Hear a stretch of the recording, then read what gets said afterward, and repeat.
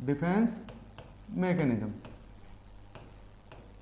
देखिए topic start करने से पहले मैं आपको बता देता हूं कि लगभग हर एग्जाम में, लगभग हर एक कॉम्पिटिटिव एग्जाम में इस टॉपिक से रिलेटेड जो है वो क्वेश्चन पूछे जाते हैं। और जनरली क्या होता है कि जैसे हम डिफेंस मैकेनिज्म पढ़ते हैं तो पढ़ते समय तो हमारे को ये इजीली याद हो जाती है, पर जब हम क्वेश्चन सॉल्व करते हैं तो थोड़ी सी क्या कन्फ्यूजन होता है, हम भूल जाते हैं, एग्जाम्पल्स जो हैं वो भूल जाते हैं। तो स्टूडेंट आज के टॉपिक में आपको डिफेंस मैकेनिज्म, आज के बाद जो है आपको डिफेंस मैकेनिज्म रटने की आवश्यकता नहीं पड़ेगी, क्योंकि हम इसको इस तरह से शॉर्ट तरीके से और बहुत ही बेसिक तरीके से जो है इसको समझने की कोशिश करें। तो आइए स्टार्ट करते हैं। सबसे पहले देखते हैं डिफेंस मैकेनिज्म। तो यहाँ पे जो फर्स्ट क्वेश्चन जो आता है वो इसका बेसिक क्वेश्चन ये आता है कि डिफेंस मैकेनिज्म टर्म, किसकी बात करेंगे हम? Defence mechanism term. तो term given by, defence mechanism जो टर्म है वो किसके द्वारा दी गई थी? सिगमंड फ्राइड के द्वारा। Sigmund Freud, clear? अब देखिए यहां पे क्या होता है कि थोड़ा लॉजिकल तरीके से पढ़ाई करते हैं। सिगमंड फ्राइड जैसे ही नाम आया तो हमारे को एक चीज तो ये याद हो गई कि डिफेंस मैकेनिज्म जो टर्म है वो सिगमंड फ्राइड ने दी थी। उसके अलावा कि सिगमंड फ्राइड का नाम आया तो हमारे को ये ध्यान रखना चाहिए कि इनको जो है वो क्या कहा जाता है? Father of psycho analysis. Psycho analysis क्यों? क्योंकि इन्होंने क्या किया? साइको एनालिटिक थ्योरी दी थी, और वो कब दी थी? 1939 में वो थ्योरी दी थी। इसकी वजह से इनको क्या कहा जाता है? Father of psycho analysis. Second चीज जो हमें ये याद रखेंगे कि इन्हें पर्सनालिटी के 3 कंपोनेंट दिए थे, इड, ईगो और सुपर ईगो। इड, ईगो और सुपर ईगो। तो देखिए थोड़ा सा डिफेंस मैकेनिज्म पढ़ने से पहले हम इन चीजों का जो है वो इंट्रोडक्शन देख लेते हैं। तो ये दोनों चीजें जो है वो किसने दी? सिगमंड फ्राइड ने। तो थोड़ा सा हम ये बेसिक थोड़ा सा ध्यान रखेंगे, कई बार जो है वो क्वेश्चन पूछ ले जाते हैं। तो पहला हो गया टर्म जो है सिगमंड फ्राइड ने दी, और सिगमंड फ्राइड का नाम आते हैं हमारे माइंड में, ये 2 चीजें क्लिक होनी चाहिए कि इनको फादर ऑफ साइको एनालिसिस कहा जाता है।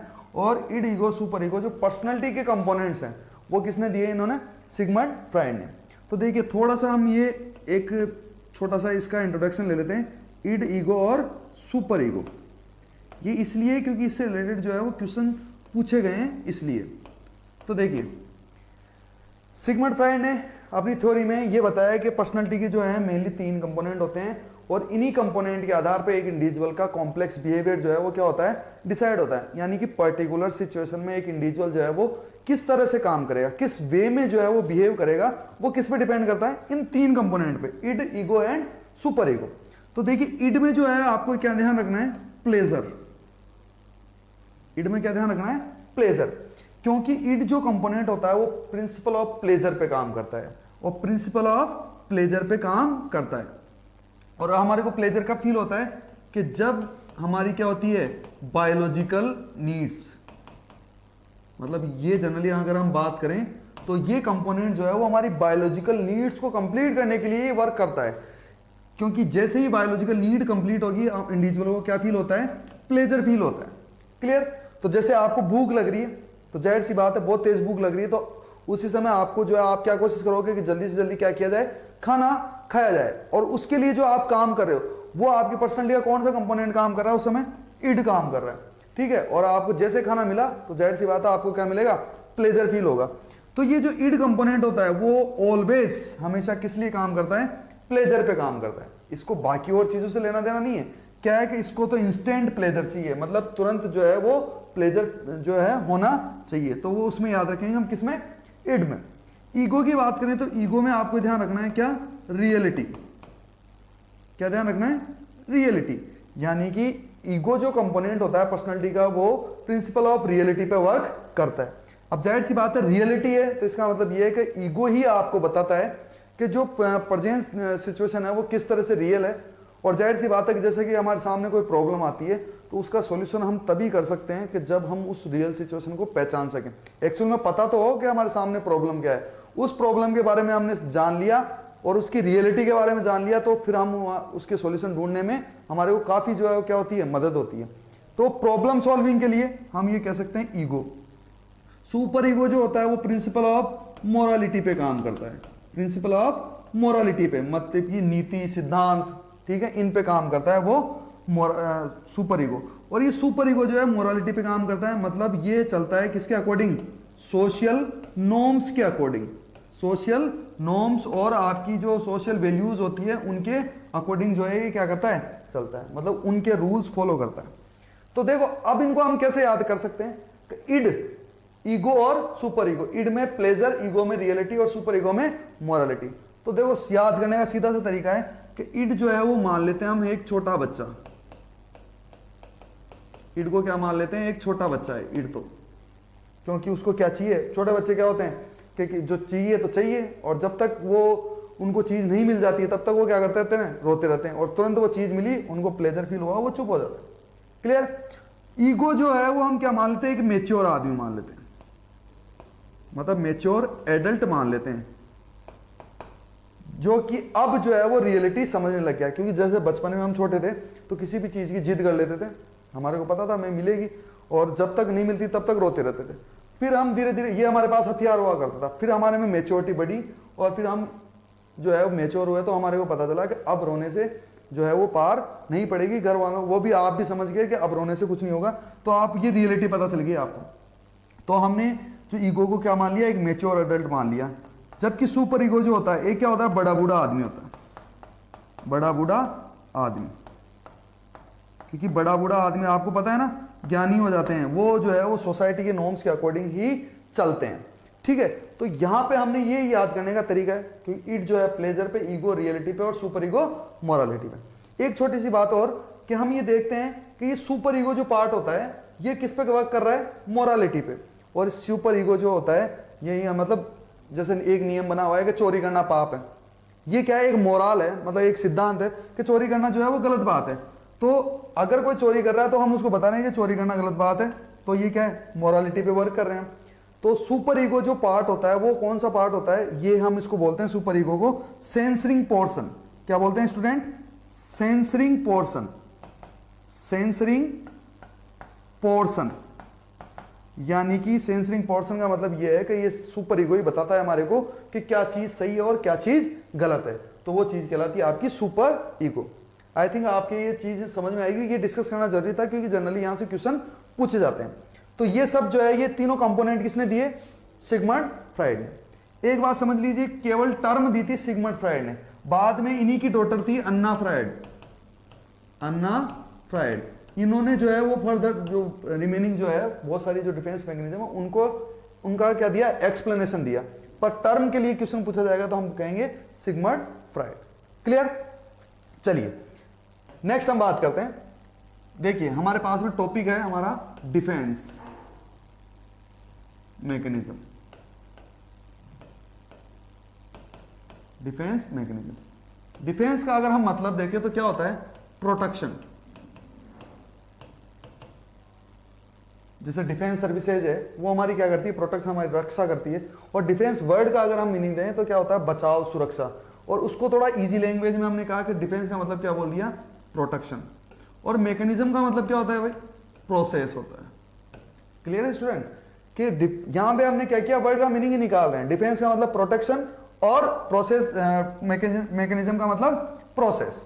क्लियर है। तो यहां से हमने ये चीज निकाली कि defence mechanism is the process of protection, process of protection. अभी देखिएगा मैं आपके सामने डेफिनेशन जो है वो बना दूंगा और आपको कहीं भी इसको रटने की आवश्यकता नहीं पड़ेगी।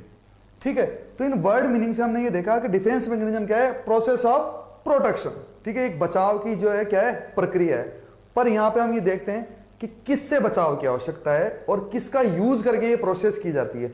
तो जनरली हम ये देखते हैं कि डिफेंस मैकेनिज्म जो है वो मेंटल हेल्थ नर्सिंग टॉपिक जो है सब्जेक्ट उसमें पढ़ा जा रहा है, और डिफेंस मैकेनिज्म का जो हम यूज करते हैं वो किसकी सहायता से करते हैं, कि उसमें किसका यूज होता है, हम ये कहते हैं माइंड का यूज होता है। माइंड का यूज करके ही हम क्या करते हैं, बचाव करते हैं किसी चीज से। तो हम ये कहेंगे डिफेंस मैकेनिज्म जो है एक मेंटल प्रोसेस है, क्योंकि माइंड का यूज हो रहा है, और वो हमारे को प्रोटेक्शन दिलाती है किसके अगेंस्ट, एंजाइटी। किसके अगेंस्ट, एंजाइटी, या हम कहें स्ट्रेस, ठीक है, या हम कहें टेंशन, कॉन्फ्लिक्ट, फ्रस्ट्रेशन, ये सब। और अगर हम इनकी बात करें तो ये जनरली क्या होती है, ये सारी की सारी जो चीज़ें हैं वो क्या हैं, अनप्लीजेंट फीलिंग्स हैं। क्या हैं, अनप्लीजेंट फीलिंग्स, अनप्लीजेंट फीलिंग्स। क्यों, क्योंकि देखिए अगर ये कोई भी चीज़ प्रेजेंट है तो उस समय जो है मेंटल फंक्शनिंग जो होती है वो क्या हो जाती है, अब नॉर्मल हो जाती है। जाहिर सी बात है, आपको एंजाइटी है, स्ट्रेस है, टेंशन है, कन्फ्लिक्ट है या फ्रस्ट्रेशन, तो उस समय आप इजी फील नहीं करेंगे और आप ये चाहेंगे कि ये चीज़ जो है वो जल्दी से क्या हो जाए, दूर हो जाए। तो ऐसा तो नहीं होता ना भाई, ये आपको एंजाइटी और स्ट्रेस हो रहा है तो कोई दिक्कत नहीं है, बोले चल रहा है। अब ये चीज़ें जो है वो अनप्लीजेंट फीलिंग होती है, तो इन चीज़ों से फिर जो अनप्लीजेंट होती है उन चीज़ों से हमारे किसी आवश्यकता है, बचने की आवश्यकता है। और इन चीज़ों से जो बचाती है वो क्या बचाती है, आपकी डिफेंस मैकेनिज्म। ठीक है, तो यहां से अब मैं ये बोल सकता हूं, डिफेंस मैकेनिज्म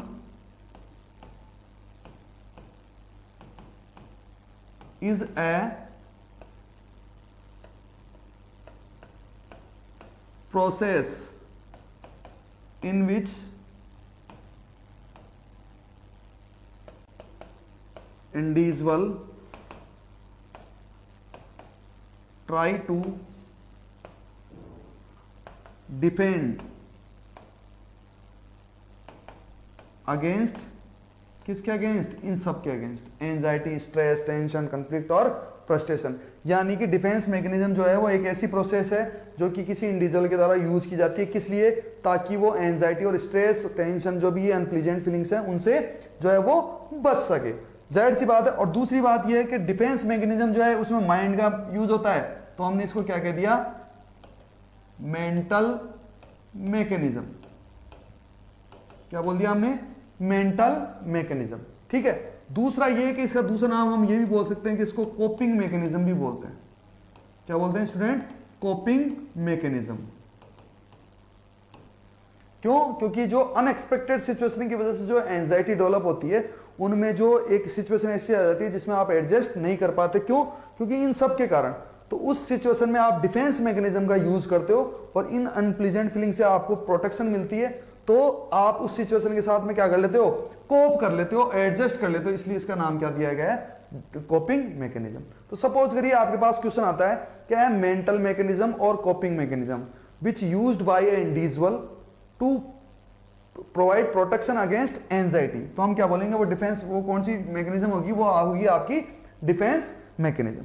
क्लियर है स्टूडेंट। तो यहां से हमने ये डेफिनेशन क्लियर की है कि जो डिफेंस मैकेनिज्म होती है उसकी डेफिनेशन जो है वो किस तरह से होती है। ठीक है, अब हम ये देखते हैं कि डिफेंस मैकेनिज्म जो है वो जनरली टू टाइप्स की होती है। कौन कौन सी होती है, पॉजिटिव होती है और नेगेटिव होती है। अब ये पॉजिटिव नेगेटिव जो है उनको डिफरेंशिएट कैसे करें हम, बहुत ईजी तरीका है। हम इस तरह से डिफरेंशिएट कर सकते हैं कि जो डिफेंस मैकेनिज्म हम यूज करते हैं उसका हमारी पर्सनैलिटी पे जो इंपैक्ट पड़ता है वो कैसा पड़ता है, पॉजिटिव पड़ता है, तो वो डिफेंस मैकेनिज्म कौन सी है, पॉजिटिव। और सेकंड की बात करें, नेगेटिव डिफेंस मैकेनिज्म, वो डिफेंस मैकेनिज्म होगी जिनका यूज करने से हमारी पर्सनैलिटी पे जो इंपैक्ट पड़ेगा वो कैसे पड़ेगा, नेगेटिव, तो हम उसको क्या कहेंगे, नेगेटिव डिफेंस मैकेनिज्म।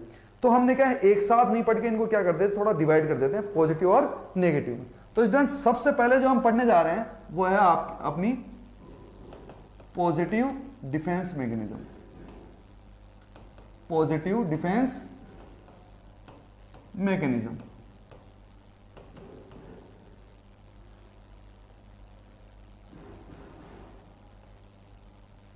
और पॉजिटिव डिफेंस मैकेनिज्म में सबसे पहली जो इंपॉर्टेंट डिफेंस मैकेनिज्म पढ़ेंगे हम, वो पढ़ेंगे कंपनसेशन। कौन से पढ़ेंगे, कंपनसेशन। अब देखो जनरली क्या होता है, जनरली अगर हम बात करें तो आपसे क्या कहा जाता है कि डिफेंस मैकेनिज्म में आपको क्या ध्यान रखना है कि पहले तो उसकी डेफिनेशन याद करो, फिर उसके एग्जाम्पल याद करो। मतलब आपको डबल चीजें जो है वो याद करनी पड़ती है। अभी आपको जैसे पता है कि बहुत सारी वैकेंसियां जो है वो सामने है, तो हम जो है टाइम को यूटिलाइज करते हैं और आपके लिए रटने की आवश्यकता नहीं है, आप इनको जो है वो इजी वे में समझ सकते हो। पर डिफेंस मैकेनिज्म आपको सिर्फ एक वन वर्ड जो है वो ध्यान रखना है, उसी से हम जो है वो सारे डिफेंस मैकेनिज्म जो है वो याद रख सकते हैं और उससे रिलेटेड जो भी क्वेश्चन है वो सॉल्व कर सकते हैं।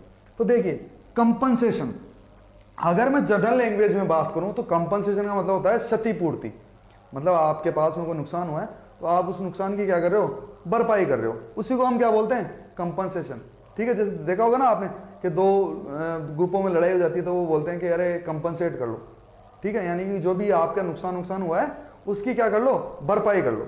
तो देखते हैं कि हम यहाँ पे इजी लैंग्वेज में ये समझ गए कि कंपनसेशन का मतलब क्या होता है, क्षतिपूर्ति। पर यहाँ पे जो हमारे को ध्यान रखना है वो क्या ध्यान रखना है, हम याद रखेंगे काउंटर बैलेंसिंग। क्या ध्यान रखना है भाई, काउंटर बैलेंसिंग या काउंटर बैलेंस। इस वर्ड से ही जो है हम क्या कर सकते हैं, इस डिफेंस मैकेनिज्म को बहुत अच्छे से समझ सकते हैं। बस ये वर्ड ध्यान रखना है आपको।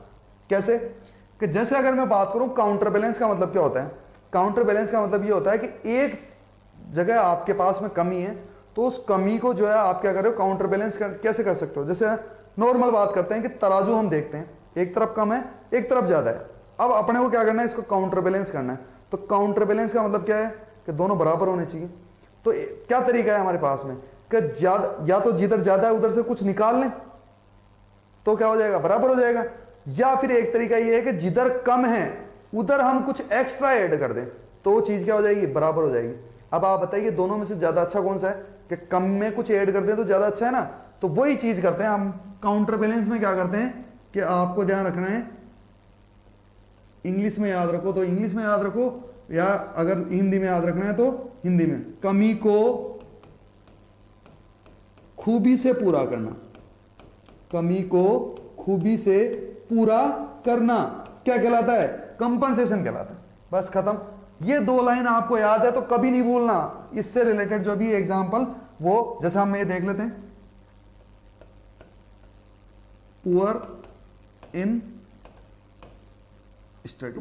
एक जो स्टूडेंट है वो क्या है, पुअर इन स्टडी, यानी कि ये चीज क्या है, ये जो है उसमें क्या है, कमी है। अब जाहिर सी बात है कमी को कमी से तो पूरा कर नहीं सकते, तो हमारे को क्या करना पड़ेगा, इस कमी को जो है वो क्या करना पड़ेगा, काउंटर बैलेंस करना पड़ेगा। क्या करना पड़ेगा, काउंटर बैलेंस।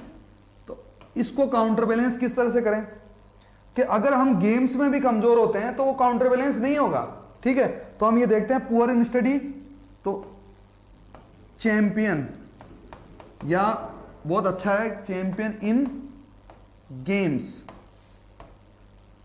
पर वो क्या है, पढ़ाई में तो कमजोर है, कोई बात नहीं है, पर उसकी एक खास बात यह है कि उसकी खूबी यह है कि वो गेम्स में बहुत अच्छा है। तो बताइए ये जो कमी है वो इस खूबी से क्या हो रही है, काउंटर बैलेंस हो रही है। और इस काउंटर बैलेंस ऐसा ही करना क्या कहलाता है, कंपनसेशन कहलाता है। जैसे एक और एग्जांपल की बात कर लेते हैं, दिखने में अच्छा नहीं होना।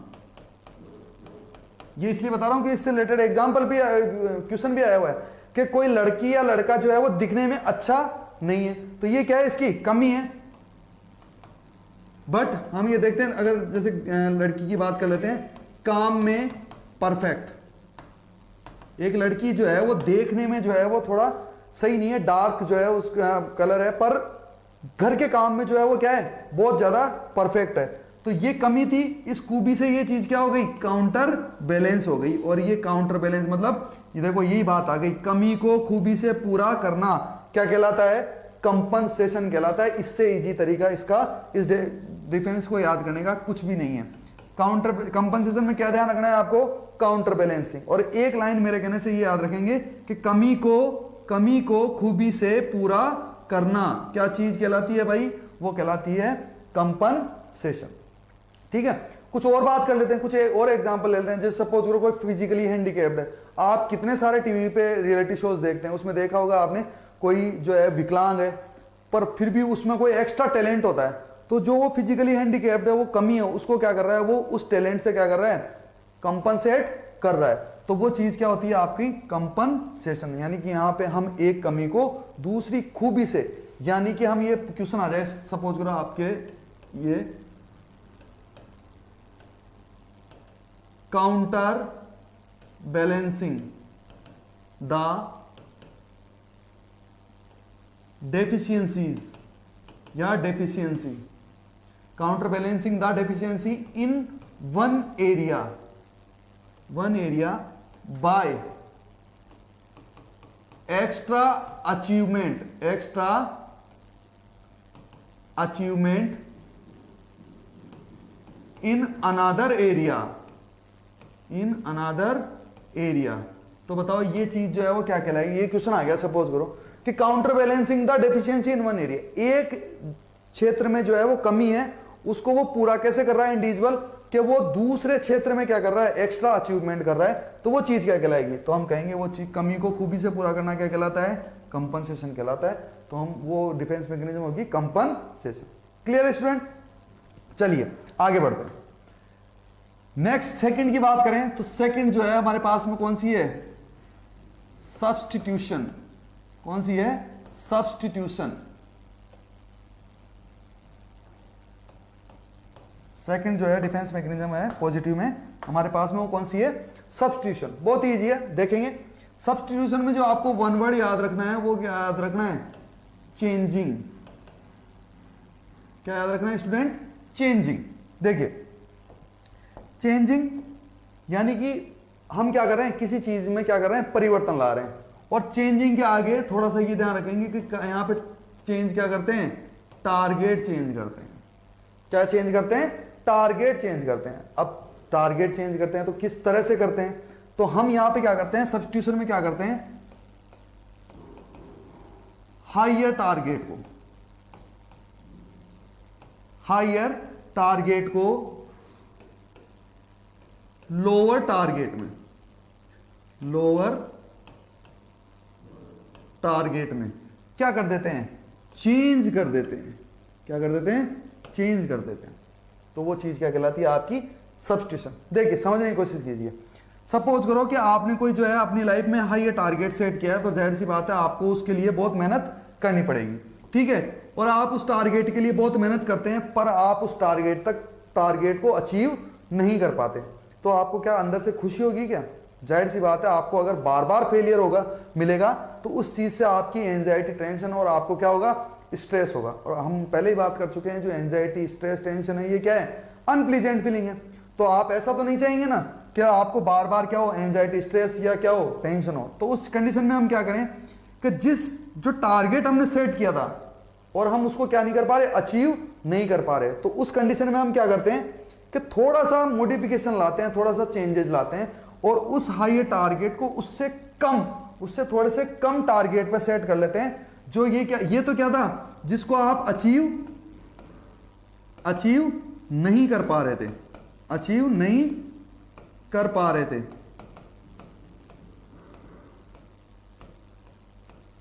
ठीक है। ये टारगेट तो कौन सा था? क्या आप जिसको अचीव नहीं कर पा रहे थे, तो इसमें थोड़ा सा चेंजेस लाया और उससे थोड़ा सा कम टारगेट, जो क्या है आपके लिए? अचीवेबल है। क्या है? अचीवेबल है, मतलब जिसको आप इजीली क्या कर सकते हो? अचीव कर सकते हो। तो हम क्या करते हैं? उसमें चेंज कर देते हैं। तो वही चीज क्या कहलाती है? आपका सब्स्टिट्यूशन, जिसमें आपने क्या किया है कि आपने टारगेट को क्या कर दिया? चेंज कर दिया। जैसे आपने टारगेट लिया एमबीबीएस, कि मेरे को जो है वो क्या करना है? डॉक्टर बनना है, ठीक है। आपने खूब कोशिश करी, खूब पीएमटी के लिए ट्राई किया, बार, एक बार फेल, 2 बार फेल, 3 बार फेल, 4 बार फेल। तो क्या आप ऐसे जब बार फेलियर होगा तो कंटिन्यू करेंगे क्या उस काम को? आप में एक जगह क्या हो जाएगी? फ्रस्ट्रेशन हो जाएगी, बोले यार ये मेरे से नहीं होगा। तो आपने पेपर में खूब पढ़ा होगा, बार फेलियर मिलेगी तो अच्छी चीज नहीं है। इंडिविजुअल जो होता है मे भी सुसाइड कर सकता है। अब हम ऐसा कुछ चाहते नहीं है, तो हम क्या करें? तो हम दिमाग लगाते हैं, थोड़ा सा ये करते हैं कि यार थोड़ा बीच का रास्ता ढूंढने की कोशिश करते हैं। एमबीबीएस नहीं कर पा रहे तो कोई बात नहीं है, हम ऐसा करते हैं कि इससे जो है वो थोड़ा सा कम टारगेट चूज कर लेते हैं, कि हम क्या कर लेते हैं? बीपीटी कर लेते हैं, यानी कि फिजियोथेरेपी, या क्या कर लेते हैं? बीडीएस कर लेते हैं, ठीक है। या फिर क्या कर लेते हैं? नर्सिंग कर लेते हैं,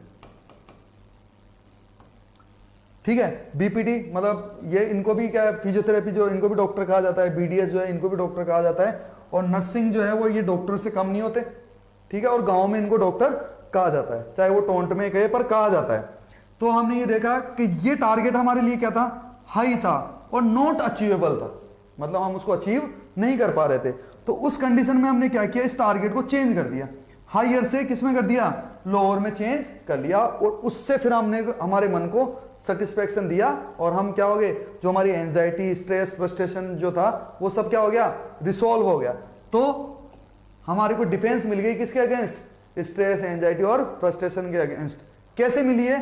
कि हमने सब्स्टिट्यूशन डिफेंस मैकेनिज्म यूज किए, इसमें क्या किया हमने, टारगेट को चेंज कर लिया। जैसे अभी क्वेश्चन एक ये आया कि कोई जो है वो क्या बनना चाहता था, लेक्चरर बनना चाहता था, ठीक है, वो ट्राई कर रहा था किसके लिए, लेक्चर के लिए, पर बहुत सी बार फेल हो गया। तो उसने क्या किया कि वो क्या बन गया, थर्ड ग्रेड टीचर, और अपने आप को सेटिस्फाई कर लिया। तो बताओ ये किसका एग्जांपल है, यहां पे ये लेक्चरर जो है, लेक्चरर और थर्ड ग्रेड टीचर बराबर होते हैं क्या, नहीं, पोस्ट किसकी जो हायर है, लेक्चरर की, और थर्ड ग्रेड टीचर जो होता है वो क्या होता है, लोअर टारगेट होता है।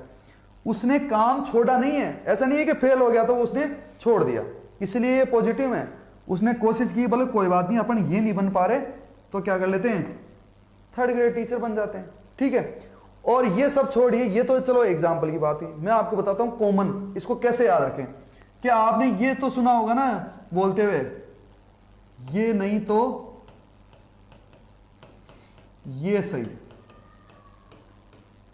अब देखो क्या होता है, लड़के जो है वो बहुत अच्छी तरह समझ गए होंगे इस चीज को कि ये चीज हम कहां पे यूज करते हैं, ठीक है। हम अगर कोई चीज के पीछे ट्राई कर रहे हैं, ठीक है, कोई चीज कुछ पाना चाहते हैं और वो चीज हमारे लिए क्या है, हाई टारगेट है, हम कोशिश करते हैं जो है, बार बार ट्राई करते हैं, बार बार फेलियर होता है, तो फिर हम क्या कर लेते हैं, कोई लो टारगेट ही क्या कर लेते हैं, अचीव कर लेते हैं और अपने आप को सेटिस्फेक्शन दे लेते हैं, फिर बोलते हैं मनी मन, मतलब कोई बात नहीं है, ये नहीं तो ये ही सही। तो इस चीज से हम किसको याद रख सकते हैं, आपकी सब्स्टिट्यूशन को।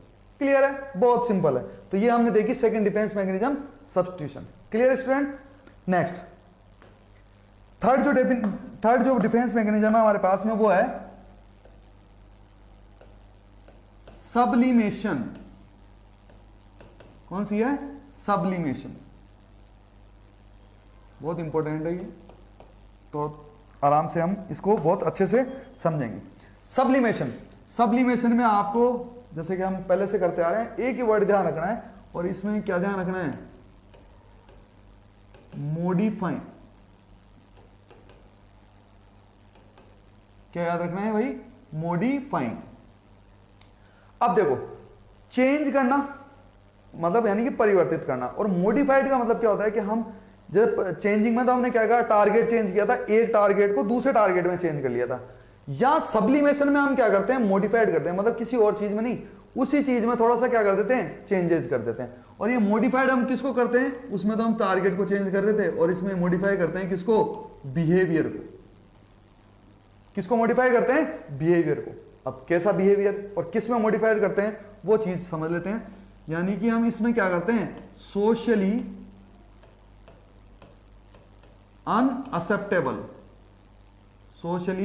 अनअक्सेप्टेबल बिहेवियर को क्या करेंगे, इसमें मॉडिफाई करेंगे। ये हमने मॉडिफाई किया, और कैसे किया, ये क्या किया, इसको कैसे प्रेजेंट किया, सोशली एक्सेप्टेबल बिहेवियर में। यानी कि सपोज करो कि आपकी कोई इच्छा हो गई, आप कोई काम करना चाहते हैं, पर वो काम जो है वो कैसा है, अगर आप काम करोगे तो वो चीज क्या होगी, आपके लिए सोशली अनएक्सेप्टेबल बिहेवियर होगा वो। तो आप क्या करो, बोले यार ये काम तो करना पड़ेगा, कैसे करें, तो आप क्या करोगे कि सांप भी मर जाए और लाठी भी ना टूटे, ऐसा ही कुछ सोचोगे। तो हम बीच का रास्ता निकालते हैं, उस बिहेवियर या उस जो नॉर्मल इंपल्स आ रहे हैं किसी चीज के लिए, उनमें थोड़ा सा क्या करते हैं, मॉडिफिकेशन करते हैं, और उनको प्रेजेंट करते हैं किस मैनर में, सोशली एक्सेप्टेबल मैनर में। मतलब जो इंपल्सेज आ रहे हैं उनको थोड़ा सा आप मॉडिफाई करते हो, और किस में करते हो, सोशली एक्सेप्टेबल बिहेवियर। ठीक है, अब देखें इसको हम थोड़ा सा एग्जाम्पल के उसमें समझ लेते हैं। A unmarried girl